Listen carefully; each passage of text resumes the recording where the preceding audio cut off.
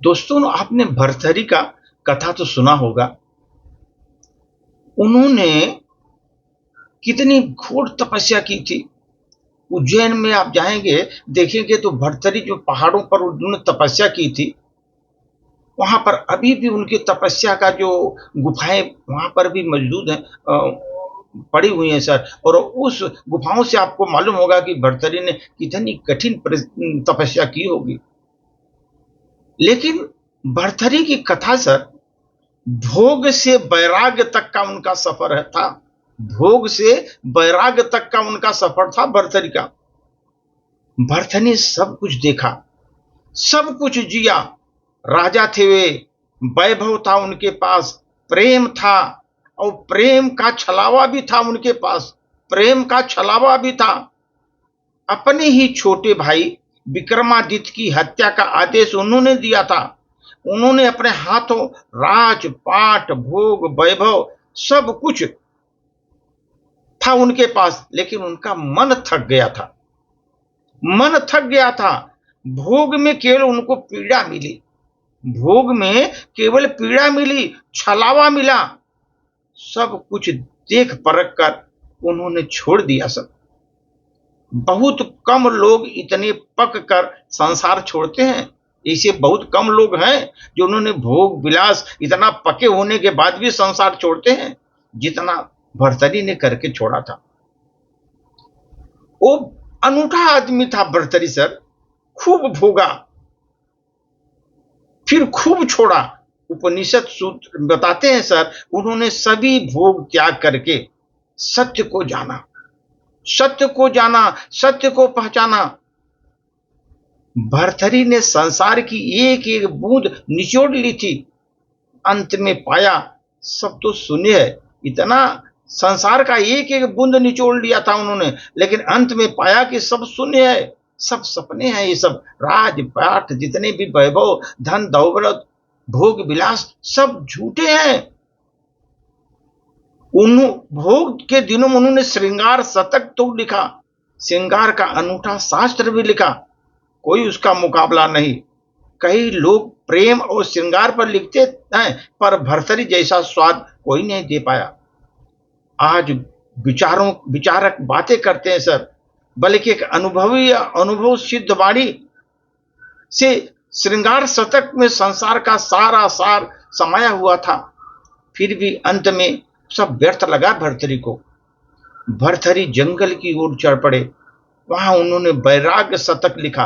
वैराग्य शतक लिखा, वैराग का शास्त्र जिसका कोई मुकाबला भी नहीं था। भोग को जाना, भोग को पूरी बात की, वैराग्य को जाना तो वैराग्य की पूरी बात लिख दी। एक दिन जंगल की चट्टान पर बैठे थे भर्तृहरि, सूरज डूबने की तैयारी में था।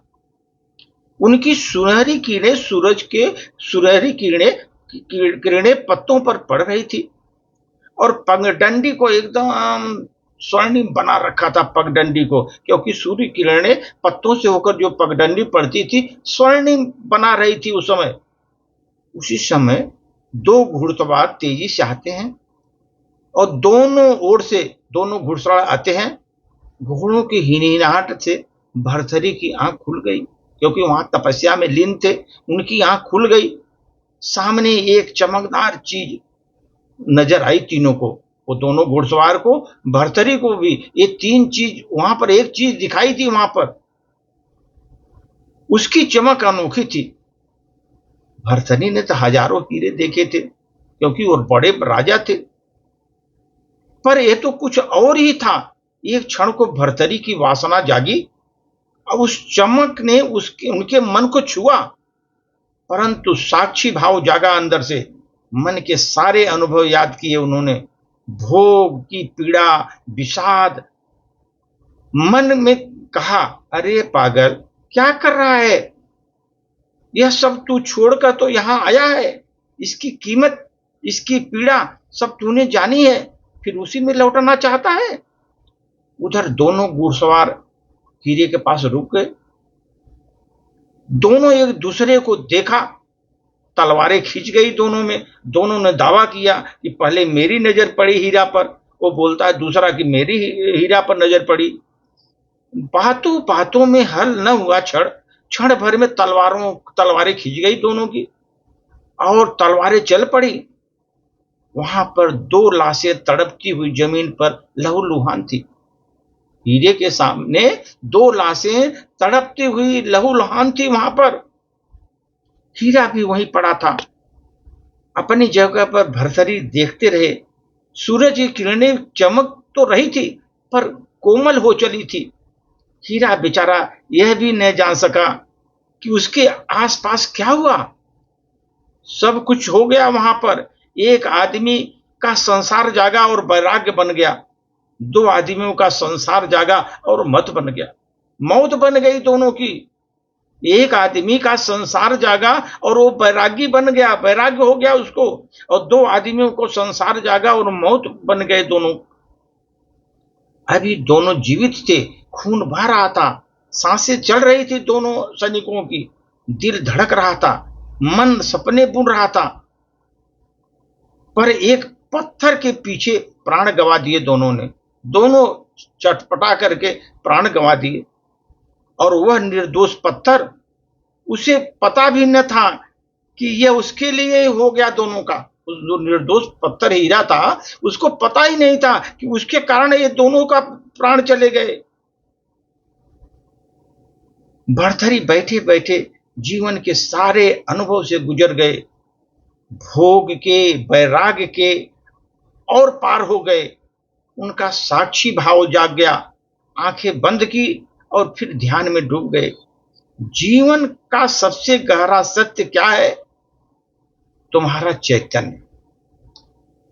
जीवन का सबसे गहरा सत्य है सर, आपका चैतन्य। सारा खेल आपके चैतन्य का है। संसार में सारे सूत्र चैतन्य में है सब, और दिव्य रहस्य वही है। चैतन्य आपका जागेगा, आप निर्विकार हो जाएंगे। आपको दुनिया से कोई फर्क ही नहीं पड़ेगा, दुनिया में क्या हो रहा है। इसलिए सर, आपका चैतन्य जागना चाहिए। चैतन्य बड़ी चीज है। इसलिए भरथरी की चैतन्य जागा। सब चैतन्य का खेल है। सारा खेल संसार में अगर आपको चैतन्य जाग गया, वही सूत्र है आपके महान बनने की सर। आर भरतरी की सब याद करते हैं क्योंकि उन्होंने मोह माया छोड़ करके उनका चैतन्य जाग गया और उन्होंने वहां पर अपना जो है प्रसिद्धि की वहां पर, और वहां पर इतने बड़े तपस्या करके प्रसिद्धि प्राप्त की। धन्यवाद।